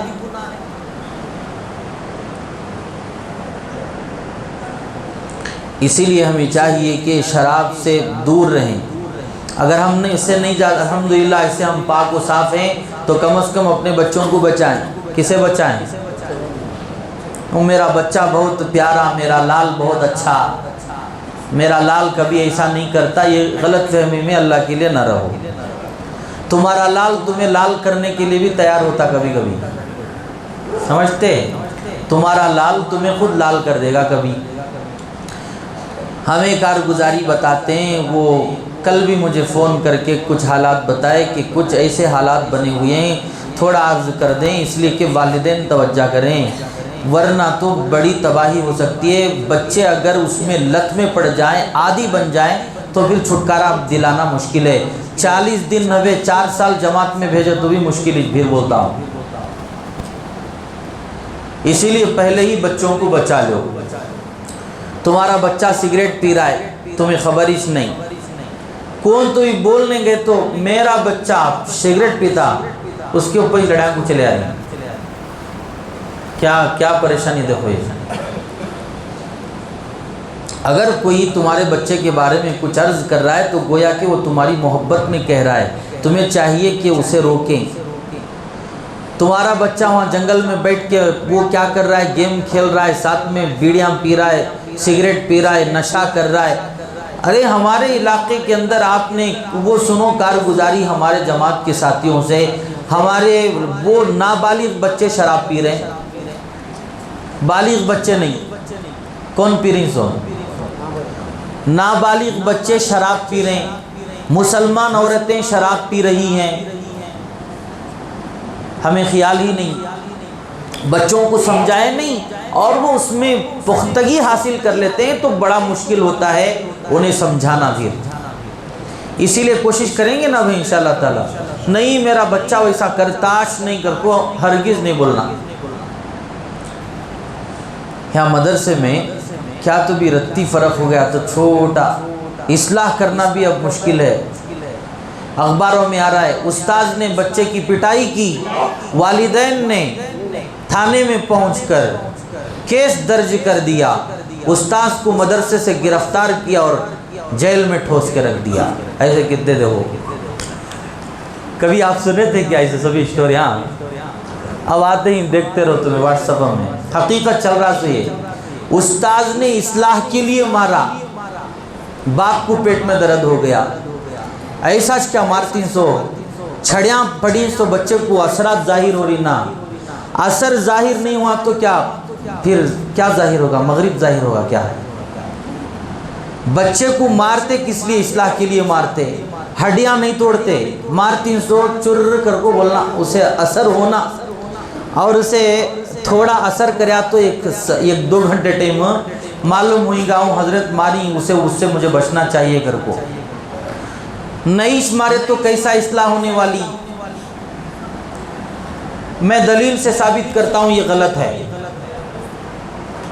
مارنا نہیں یہ بھی ٹھیک ہی ہے، مگر تھوڑا اصلاح کے لیے آنکھیں دکھانا، چھڑی مارنا یہ بھی ضروری ہے۔ اللہ کے نبی صلی اللہ علیہ وسلم کو جب حضرت جبرائیل آئے تھے قرآن پاک سینے میں اتارنا چاہتے تھے تو پہلے کیا کیے؟ پکڑ کے دبائے۔ اللہ کے نبی کو تکلیف ہوئی، آپ دیکھیں پڑھیں سیرت کو، تکلیف ہوئی، پریشانی ہوئی، اس کے بعد میں قرآن آیا سو۔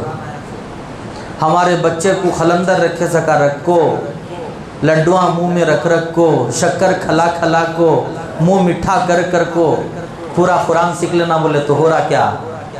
بولو بھی تمہیں سے ہو رہا نہیں ہوتا۔ اگر ایسا کر لے کر گئے تو استاذ ہم بولتی ہیں حضرت چھوڑو حضرت کیا پڑھتا کہ وہ پڑھنے نے تو جان دے ادھر کر کو حضرت بولا ہوتا.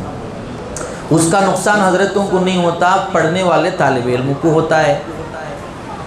کبھی کبھی حضرت مایوس ہو کے کہتے ہیں کہ اگر وہ آتا ہے تو پڑھائیں گے، اسے بلاؤ بھی نہ کو چھوڑا لو، آرام سے 1 مہینے میں 1 ہفتہ کو پڑھ لے چلے آندے، کب آتا کہ تب پڑھیں گے. چکائے تو بھی مارنے کو نہیں، انہیں نہیں پڑھا تو مارنے کو نہیں، ڈانٹنے کو نہیں. کئی کہ تو میرا بچہ، کیسے کیسے مصائب ہیں آپ سمجھیے. ایک جنے آپ کو کون کی حضرت کو بولے کہتے حضرت تمہیں ماری کر کو چھوڑا رہا ہوں. کون تو بھی اسکول میں ٹیچر مارتا تو صبح کو اسکول بند کراتا تھا میں. ایسی بات ہے، تمہیں ماری بول کے چھوڑ رہا ہوں. کیا تو بھی اسکول میں ہیڈ ماسٹر مارتا تو اس کی اسکول صبح سے بند. کیسے کیسے باتیں بھائی، اصلاح کے لیے مارا جاتا ہے. اس لیے آپ خیال رکھیں، بچوں کا پورا خیال رکھیں. ہمیں چاہیے کہ ہمارے بچوں کا ہم یہ خیال کریں. پیر صاحب لکھتے ہیں کہ اگر تمہارا بچہ گھر میں باتھ روم کو گیا تو اس سے پہلے بولے ہوں ایک بار سنو، واش روم کو گیا تمہارا بچہ اندر، دیر سے واپس آیا کر تو پوچھو سے بلا کہ درا بیٹے تو واش روم میں گیا نا، 5 منٹ لگتی واش روم میں، 6-7 منٹ اس کلے تو کئی کو آدھا گھنٹہ گیا تھا، سو کیا ضرورت پوچھنا اسے بچے کو. آئندہ ایسا کریا تو کیا وہاں بیلٹ لگی رہتی نا، وہ کوڑا کی بیلٹ کی حدیث میں ہے کہ نہیں، وہ لگا کے رکھنا بچوں کی اصلاح کے لیے، وہ دکھانا، اس سے تمہیں سدھارنا پڑے گا مجبوری کی حالت میں. یہ حرکت آئندہ نہ کرو. اس سے پتہ چلتا ہے کہ حضرت یہ باتھ روم میں بچہ جا کے لیٹ سے واپس آیا تو بھی اس سے سوال کرنا کئی کو اتنا دیر گئے تمہیں کر گو. تمہیں اینڈرائڈ موبائل اچھا بڑا موبائل 50,000 کا 60,000 کا 1 لاکھ روپے کا دے کے ایک روم میں اسے جابا تو آرام سے سو جا بولے تو اب انہیں کیا کیا کریں گا موبائل میں. لیلا مجنو کی کہانی شروع ہوتی، پھر چیٹنگ کرنا شروع کرتا، کسے کسے میسیجاں کر رہا ہے معلوم نہیں، SMS کر رہا ہے معلوم نہیں، اور ساتھ میں وہ کیا ویڈیو کال کا زمانہ. تمہیں اندر ہی چھتی گھر میں بچہ تمہارے بیڈ روم میں بیٹھ کے کسی غیر محرم کو ویڈیو کال میں بھی باتیں کر رہا ہے. او تم اتنے بے خبر. میرے بچے کو میں فون اس دلاؤں سو اب بھی کیا کروں، میں گناہ کریا کیا؟ میں فون دلایا ہوں کیا بھی گناہ کریا نہیں؟ اللہ کے بندے تو سب سے بڑی خطا کریا ہے.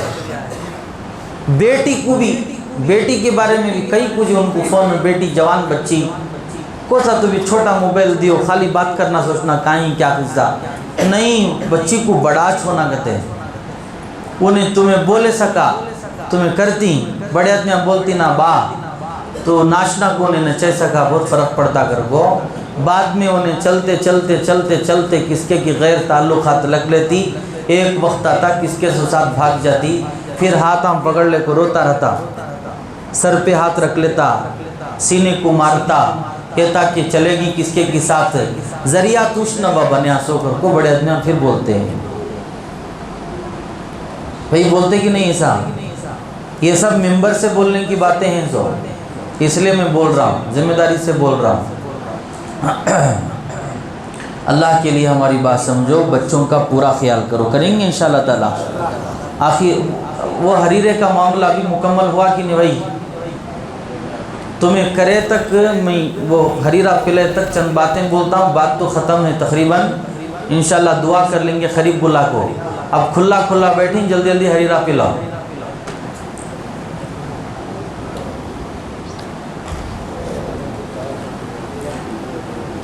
دوسری بات یہ ہے کہ ہم لوگ یہاں پر جو آج شب برات کے موقع پر جمع ہیں، خصوصی طور پر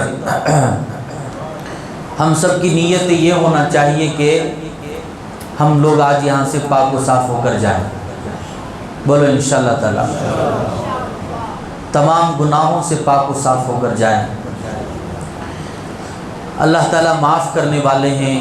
ان اللہ یحب التوابین، توبہ کرنے والوں کو اللہ تعالیٰ محبوب رکھتے ہیں، توبہ کرنے والوں کو اللہ تعالیٰ پیار کرتے ہیں. توبہ کریں گے انشاءاللہ تعالیٰ. اب تم توبہ کرو تو اللہ تم سے خوش ہوں گے، محبوب رکھیں گے، تم سے پیار کریں گے.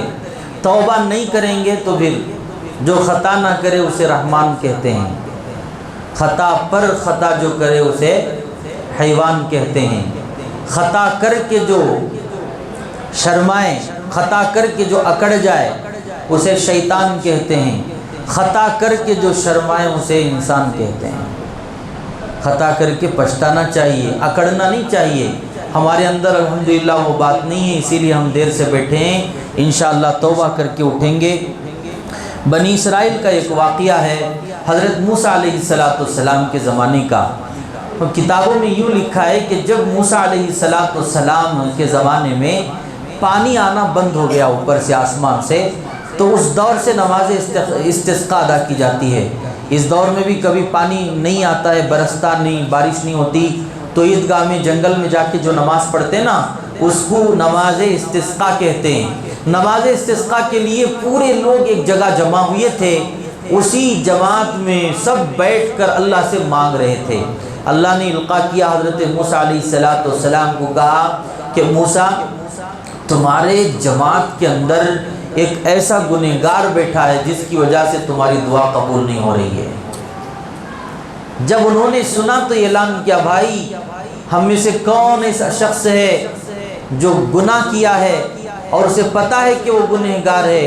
اللہ فرما رہے ہیں کہ اسی کی وجہ سے دعا قبول نہیں ہو رہی ہے، بارش نہیں برس رہا ہے، وہ اللہ کے لیے یہاں سے نکل کر چلا جائے تاکہ ہماری دعا قبول ہو جائے۔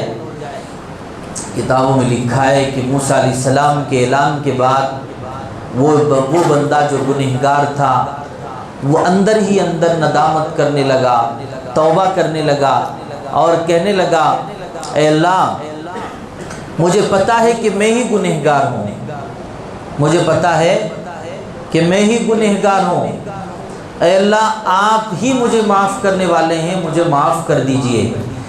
ہاتھ نہیں اٹھائے، کہا کہ اے اللہ اگر میں اس مجمع سے اٹھ جاؤں تو میں ذلیل ہو جاؤں گا، میں رسوا ہو جاؤں گا، خاندان والے مجھے لعنت کریں گے، لوگ مجھے زندگی بھر طعنے دیں گے، تم اتنے بڑے گنہگار تھے۔ اے اللہ آج میں توبہ کرتا ہوں، آئندہ نہیں کروں گا، معاف کر دیجئے۔ بس اس نے دل سے توبہ کی، اللہ تعالیٰ نے دعا قبول فرما لی۔ تو تھوڑی دیر میں جیسے ہی قبول ہو گئی دعا، آسمان سے بادل آنے لگے، بادل آ کر ٹھہرنے لگے اور تھوڑی دیر میں چھم چھم بارش برسنے لگا۔ اللہ کے نبی پیغمبر موسیٰ علیہ السلام پریشان ہو گئے اور اللہ سے کہنے لگے کہ اللہ یہ کیسا معاملہ ہے، وہ بندہ اٹھا ہی نہیں، یہاں سے گیا ہی نہیں، مگر ہماری دعا قبول ہو گئی اور پانی برس گیا۔ اللہ فرماتے ہیں موسیٰ میرے بندے نے ہاتھ بھی نہیں اٹھائے، اس نے دل کے اندر توبہ کر لی ہے، میں نے اس کے گناہوں کو معاف کر دیا ہے، اس کی ہی برکت سے میں آج پانی بھی برسا رہا ہوں۔ بولو سبحان اللہ، اسی کی برکت سے میں پانی بھی برسا رہا ہوں۔ قوم کی عادت ہوتی کہ نہیں، وہ سمجھنا چاہتی کہ بندہ کون ہے ایسا جو ایسا تھا، گنہگار تھا، مگر اس کی دعا قبول ہو گئی، پانی برس رہا ہے، اسے دیکھنا چاہیے، اس کا دیدار کرنا چاہیے، کم از کم ذہن میں رہے۔ وہ قوم کی خواہش تھی کہ وہ بندے کو ہم دیکھنا چاہتے ہیں۔ موسیٰ علیہ السلام نے اللہ سے فرمایا تو اللہ نے فرمایا یہ راز کی بات ہے، میرا بندہ جب گناہ کیا تھا تو بھی تمہیں پتہ نہیں تھا، جب میں معاف کر چکا ہوں تو بھی تمہیں پتہ نہیں ہے، میں کبھی بھی تمہیں بتاؤں گا نہیں کہ وہ بندہ کون ہے، یہ راز کی بات ہے، راز ہی میں رہنے دو، میرا بندہ تمام گناہوں سے پاک و صاف ہو چکا ہے، میں رب اسے ذلیل کرنا نہیں چاہتا۔ بولو سبحان اللہ۔ بتائیے کتنی بڑی بات ہے۔ اللہ تعالیٰ بھی چاہتے ہیں ندامت کے 2 آنسوں، کیا ہے 2 آنسوں، بس صحیح ندامت ہونا چاہیے۔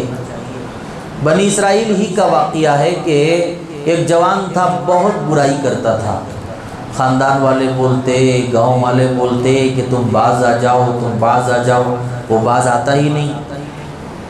ایک وقت ایسا آیا کہ سب نے مل کر اسے آخری بات بتائی کہ اگر تم ایسا آئندہ کرو گے تو تمہیں شہر سے نکال دیا جائے گا، مگر اس سے گناہوں کی عادت پڑ چکی تھی، اس نے پھر وہی کام کیا جو نہیں کرنا چاہیے۔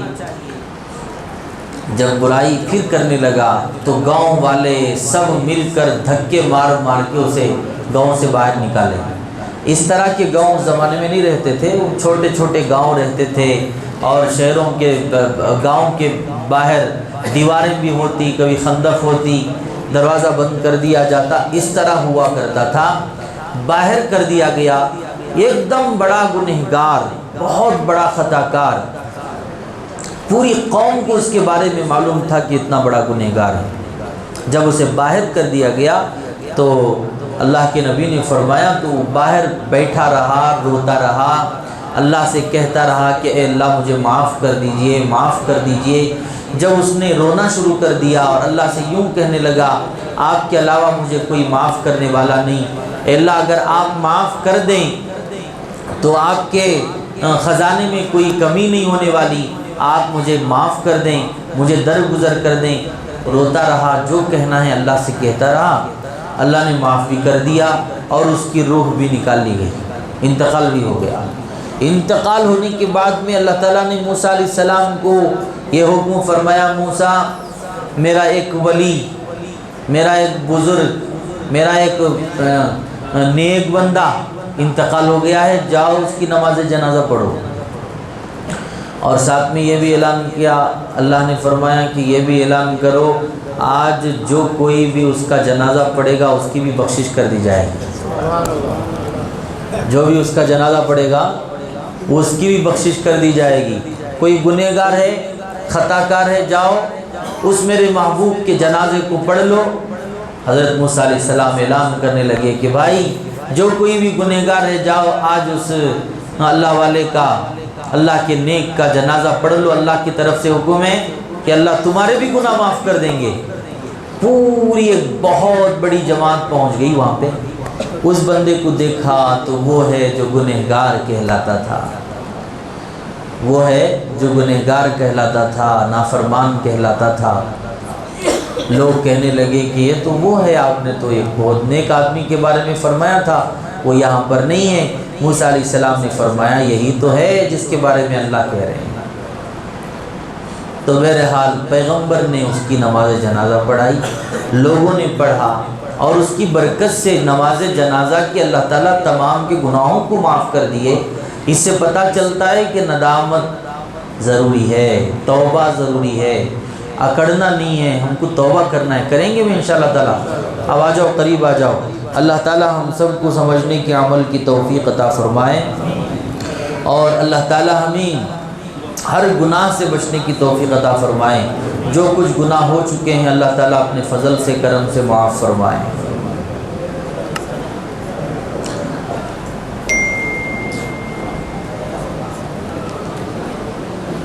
اب دعا ہو